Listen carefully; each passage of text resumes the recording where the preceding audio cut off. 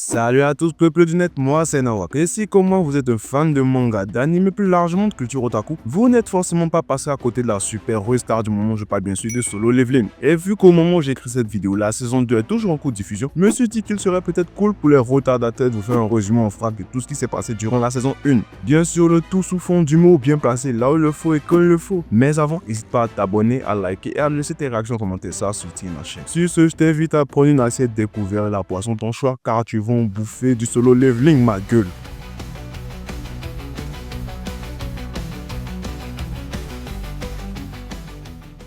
Dans un monde en tout point semblable au nôtre, c'est-à-dire Macron président, la Côte d'Ivoire qui canne à Cannes et le prix du kebab qui grimpe aussi vite que les arnaques à la crypto, d'étranges portails filent leur apparition aux quatre coins du globe. Ces portails renferment en leur sein d'innombrables monstres, on les appelle des donjons. Bien sûr, pour pimenter le tout, en plus de ces portails, certains humains sont mis à développer de mystérieux pouvoirs. Force surhumaine, capacité d'utiliser la magie, invisibilité, ces compétences deviennent la norme pour ceux qui sont vus attribuer le titre de chasseur. Mais même parmi les chasseurs, tout le monde n'est pas logé à la même enseigne. Tout au haut de la chaîne alimentaire, on retrouve les rangs S, des chasseurs qui ne connaissent le mot peur que dans le dictionnaire. À l'aide des caméras, de la couverture médiatique, ils sont en gros les superstars de ce monde. Considérez-les comme des TikTokers, Instagrammeurs, voire des influenceurs après l'heure. Une version plus avec des super pouvoirs. Juste en dessous, on a les rangs A. Grosso modo, c'est des rangs S en moins bien. Ensuite, j'ai les rangs B, C et D. À partir de là, ça reste potable, ça fait le café, mais c'est très loin du sommet. Et enfin, tout en bas de l'échelle, on retrouve les rangs E, qui sont en somme la sous-merde. Ce monde trop fort pour être considéré comme des humains normaux, mais trop faible pour être considéré comme de véritables chasseurs. Ces derniers ne servent souvent qu'à porter les équipements et bien sûr, ce sont eux qui meurent le plus souvent lors des raids de donjons. Et nous, dans ce monde fascinant, on suit le top du top des rangs E, le Neuil originel à peine plus fort que toi et moi, mon gars, Sun Jinwoo, autrement appelé le chasseur le plus faible de l'humanité. Paye ton titre là, mon gars, faut péter le champagne. Jinwoo, c'est un rang E qui frôle la mort à chacune de ses expéditions dans un donjon. Tout le monde lui rabâche les oreilles qu'il devra arrêter, mais bon, le bourg est suicidaire. Attends, qu'est-ce que j'entends? On vient de me signaler à l'oreille qu'il le fait pour sauver sa mère qui est dans un coma de l'espace pendant que son père est parti acheter du lait. Voilà qui est compréhensible. Mais bon, au pire, il aurait pu faire comme tout le monde, soit faire des études de médecine, soit vendre des formations à 100 balles sur YouTube sur comment devenir riche. D'ailleurs, ma formation sur comment agrandir la taille de sa table de 10 cm en 2 semaines est en description pour les intéressés. Je glisse ça par là, on sait jamais.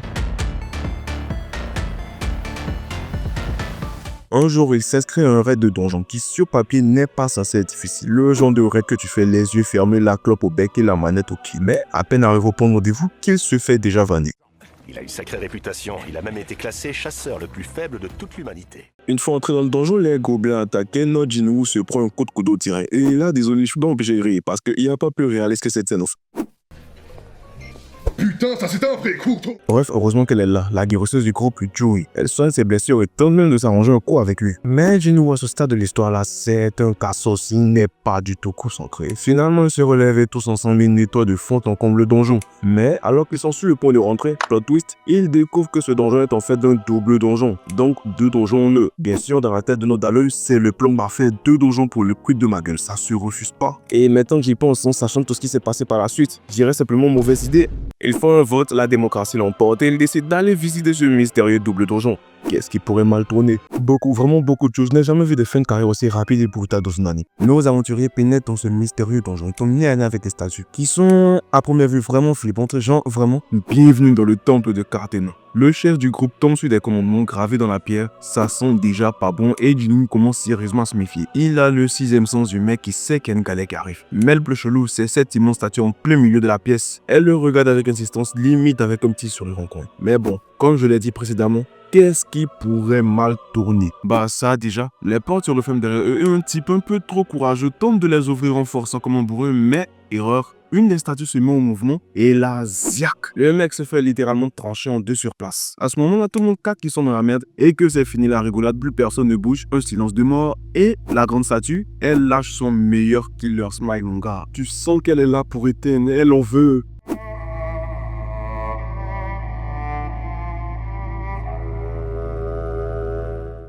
L'assaut commence, les statues s'animent et attaquent sans pitié. C'est un véritable massacre, mais là où tout semble perdu, notre Jinwoo, qui est le mec le plus faible du monde, nous prouve qu'il n'a peut-être rien dans les bras, mais il a tout dans la tête. Là où un random a eu la mauvaise idée de tenter de prier une statue démoniaque à finir sur son pied, Jinwoo enchaîne les masterclass. Il l'esquive, il l'analyse, il trouve des solutions. Mais ça ne suffit pas. Un gars meurt, puis un autre, le chef perd un bras, lui il perd une jambe, et pour sauver les derniers survivants, il y en a un qui va devoir se sacrifier. Là où on a atteint un niveau de malaise maximum, Jinwoo se retrouve à à 2 doigts de se faire écraser par une épée de 10 mètres et au bord de la mort, une notification lui apparaît.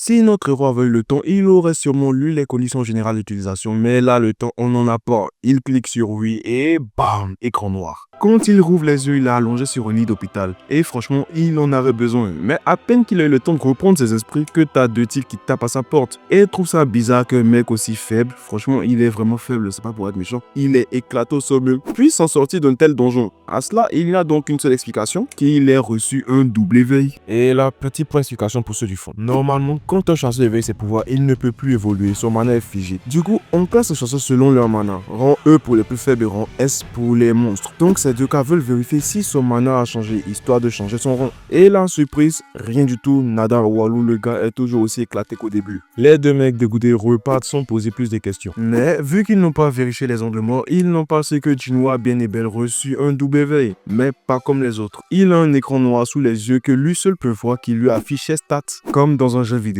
Et si Bloodborne et Sekiro m'ont appris un truc, c'est que la vie c'est une chouin et que s'il veut s'en sortir, il a intérêt à s'accrocher. Pourquoi? Parce que ce système chelou vient de lui balancer une quête quotidienne obligatoire. Au début, il piche pas et c'est juste pour rigoler. Grosse erreur. Ici, t'obéis pas, tu meurs. Bam, il se retrouve dans la zone de pénalité, avec des créatures qui font 100 fois sa taille et son poids. Et là, mon gars, il a mis la plus grosse benda de toute sa vie.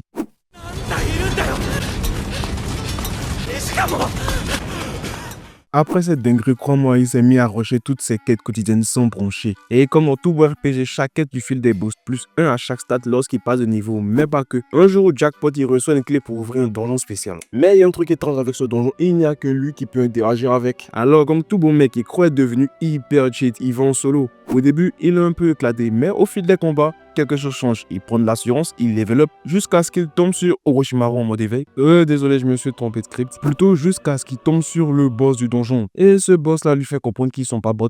Ne te laisse pas impressionner. Attends de voir de quelle couleur son nom va s'afficher. Je croise les doigts pour que ce soit blanc.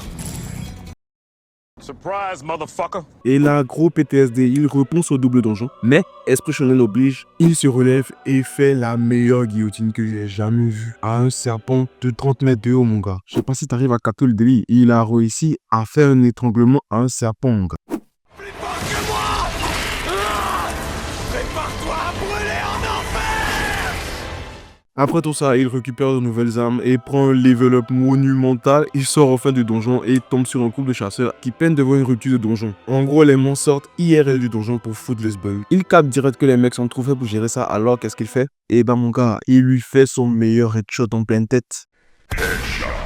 Il pulvérise le monstre et là il joue les modestes. Ouais, c'est grâce à vous les gars. Mais non, on a tout vu. Le bonhomme, il a eu un level up de zinzin. D'ailleurs, regarde-moi ce bras, mon gars. Regarde-moi cette chip. Ça se voit qu'il se la donne à la branlette. Enfin, je m'égare. Après tous ces événements, ellipse de quelques jours. Et quand on revient, mon gars, le Jinwoo est devenu Thibaut in shape.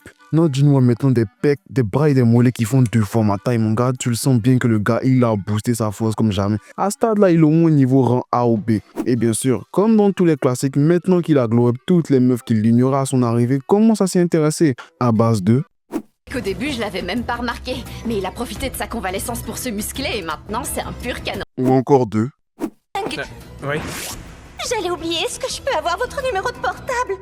Mais le poteau n'est pas dans ça, il reste focus sur son grind. Quand il retourne chez lui, boosté comme jamais, même sa propre sœur ne le reconnaît plus tellement il a changé. À cet instant-là, il n'a plus trop le temps pour la famille. Là, il a la dalle. Dès son tour, il enchaîne les quêtes et cherche des donjons à explorer. Le lendemain, direction un raid. Mais en tant que le simple ramasseur. Parce que bon, même s'il a level up, son titre de chasseur le plus faible lui colle encore à la peau. Mais il continue et il est déterminé. Pour cette quête, le groupe avec qui il part en donjon est particulier. Déjà, t'es un mec bien trop heureux pour être honnête. Ce personnage est important.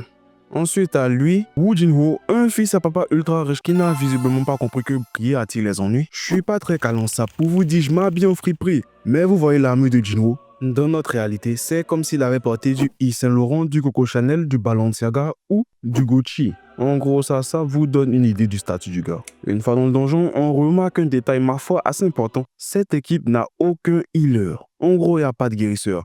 Et je sais pas si vous vous rappelez du double donjon du début, mais sans healer, ça peut aller très vite. Et donc, soit ces gars ont une confiance aveugle en leur force, soit ils ont l'habitude de bosser ensemble.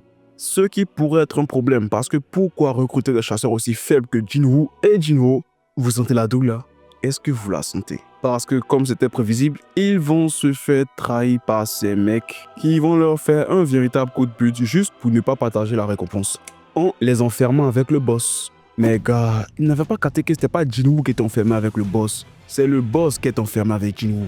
Et comme tu t'y attends, le Jinwoo, il a géré le boss tout seul comme un grand. Pendant ce temps, Jinwoo, il était là, il matait avec les popcorn en main.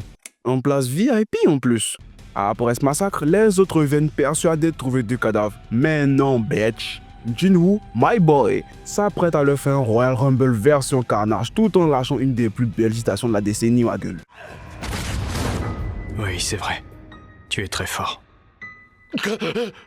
Mais j'ai une mauvaise nouvelle pour toi.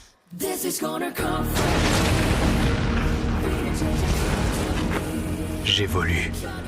Et ma progression semble être sans limite. Vous vous rappelez de ce type? Ouais, lui, il s'appelle Won Dong-suk. J'ai eu du mal avec celle-là. Avant de clamser, il va d'abord supplier qu'on l'épargne, mais très vite, il capte que face à un mec qui pense avant, je faire pitié, ça marche moyen, tu vois. Du coup, changement de stratégie, il commence à menacer. En mode, tu sais pas à qui tu t'attaques, tu connais pas mon frère, il va te faire la misère. Et là, je déconne à peine, un homme adulte qui te dit ça, mon gars. Bon, en vrai, il a d'assez bons arguments. Vu que son frère se te rend S, donc autant te dire que lui, il va pas laisser ça passer. Mais ça, c'est une autre histoire. Écran noir. Nos 2 nouveaux meilleurs potes ressortent miraculeusement sains et saufs du donjon. Enfin, bon miracle, il y a beaucoup de personnes qui y croient pas. De plus en plus de gens commencent à soupçonner Jinwoo d'avoir reçu un W. Mais lui, bah les couilles mon gars, il reste focus sur son grind. Lors d'une autre de ses quêtes quotidiennes confirmées par le système, il obtient une clé spéciale, un accès à un donjon mystérieux. Et pas n'importe lequel, un donjon il pourra mettre la main sur un remède capable de guérir toutes tes maladies. Ebola, VIH, palu, grippe espagnole, peste noire mon gars, tout y passe, chopper en sueur. Ni une ni deux, il décide de tenter sa chance, sauf que très vite, il capte qu'il a peut-être visé un peu trop haut. Dès le premier boss, il est totalement dépassé. Et là, mon gars, s'il n'avait pas le plot à mort du personnage principal, il aurait sûrement déjà assisté au concert de Pop Smoke aux côtés de la reine Elisabeth. Bref, il s'en sort.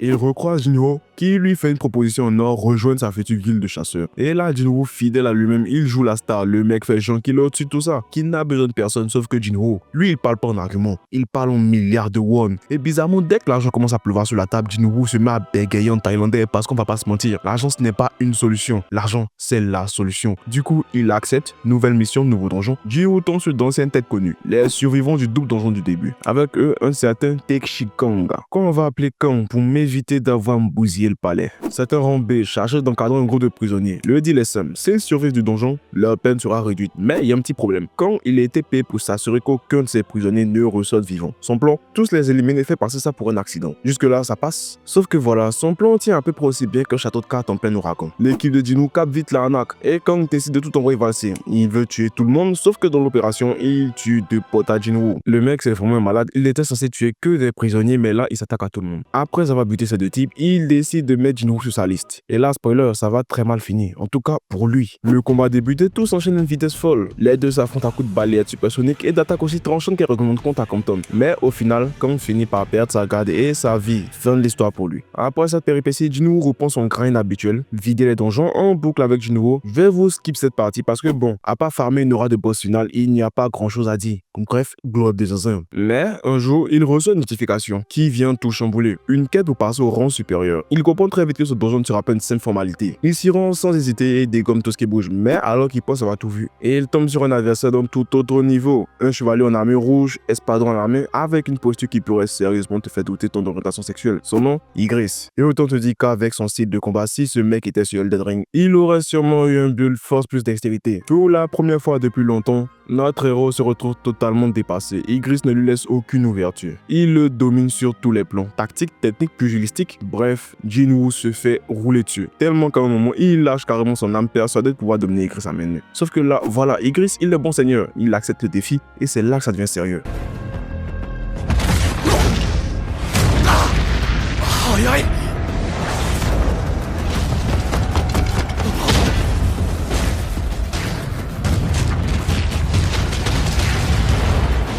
Après s'être fait rouler dessus comme de la merde, le Jinwoo il est lessivé. Igris s'approche prêt à terminer le travail. C'est fini, enfin c'est ce qu'on croit. Sauf que le Jinwoo, au lieu de faire comme n'importe quel héros de shonen, c'est-à-dire d'attendre la musique épique, il décide de faire un move que je certifie comme 100% antagoniste. Au dernier moment, il dégaine son coupe-coupe et lui colle une ziaque entre les deux yeux. Fin du combat et fin du boss. Mais ce combat, c'est surtout une belle leçon de vie qui est dans la vie, faut jamais sous-estimer un mec qui fait semblant de rien. Pour notre héros, la chute d'Igris, ce n'était que le début des ennuis. À peine que son corps touche le sol, que d'autres créatures surgissent. Chevalier, monstre par vagues et cendres d'ennemis. Jinwoo est dépassé, submergé, il sent qu'il va y passer. Et là, twist improbable. Au lieu de mourir, il se retrouve téléporté dans la zone de pénalité. Tout ça parce qu'il avait zappé les quêtes quotidiennes. Le destin est franchement impitoyable. Mais au moins, il est logique. Forcé de survivre, il reprend des forces, s'endurcit encore plus et quand il revient, il n'est plus le même. Fini la victime. Il revient en ange vengeur, nettoie le donjon et achève enfin ses épreuves. Et en récompense, rien de moins qu'un titre légendaire. Seigneur des ténèbres et roi de la mort. Notre héros devient le monarque des ombres. Il a commencé comme un petit haisseux et crasseux. Et aujourd'hui, il est prêt à faire exploser la scène. Moralité, même quand tu penses être au fond du trou, il y a toujours une quête pour t'en sortir. Ou pas. Mais au moins, tu deviens un boss. Et voilà comment se termine la saison 1 de Solo Leveling. Une ascension fulgurante et ce n'est que le début. S'il y a des gens qui attendaient une vidéo, désolé pour l'attente, parce que cette vidéo était censée sortir le vendredi passé, puis je l'ai reportée au dimanche, mais le dimanche en question, j'ai eu un problème lors du montage, j'ai perdu toutes mes séquences, me demandez pas comment je sais pas, c'est un don de Dieu. De plus, cette vidéo là, je l'ai montée avec Premiere Pro, et c'est ma première fois. Avant, je montais sur CapCut, mais maintenant, ça devient de plus en plus compliqué. Bref, il me fallait du temps pour apprendre Premiere Pro et compagnie. Ces temps-ci, je vais essayer d'être plus actif avec des shorts et des vidéos que j'espère de plus en plus qualitatifs. Vous me le direz en commentaire. Repassons à Solo Leveling. Quand la hype du manhwa était à son max, j'avais lu, puis j'ai lâché en cours de route. Je trouvais que ça ressemblait trop à un isekai cliché, avec un héros qui devient ultra puissant sans forcer. Mais aujourd'hui, je réalise à quel point j'avais tort, parce qu'en 21 ans d'anime et de manga, j'ai jamais vu un mec glow up aussi vite que Jinwoo. Franchement, battez-moi ce monstre. Les sons 1 et 2 étaient déjà incroyables, mais la suite s'annonce de plus en plus monstrueuse, avec l'apparition de nouveaux ennemis, de chasseurs ultra charismatiques et une montée en puissance qui donne toujours autant froid dans le cul. Bref, moi c'était Nawak, un mec qui kiffe les mangas, les animes, les cartoons et les univers de fiction en général. Abonne-toi pour rien rater et me soutenir, commente, ça fait plaisir. Et aussi, retiens bien, chaque jour est une nouvelle quête, alors autant farmer de l'XP. Sur ce, c'était Nawak, out, peace.